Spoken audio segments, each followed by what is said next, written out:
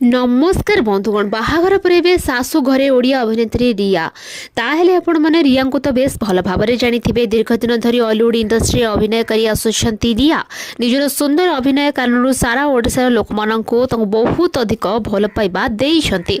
ताहेले रिया एबे विवाह बंधन रे बांधी होइछंती आ सुनील को बाहा होइछंती। दीर्घ दिन धरी सुनील को भल पाई से विवाह बंधन रे बांधी होइछंती सुनील को सहित। तेबे गत दिन मानकरे सुनील को सहित से मालेशिया जाइथिले हनीमून करिबा पाई आ हनीमून रु फेरिबा परे से निज सासु घरे चलुथबार नजर आसीछंती। ओडिया अभिनेत्री रिया गोटे ओडिया घरर बहु भली निजर सासु घरे चलुथबार देखा देइछंती रिया।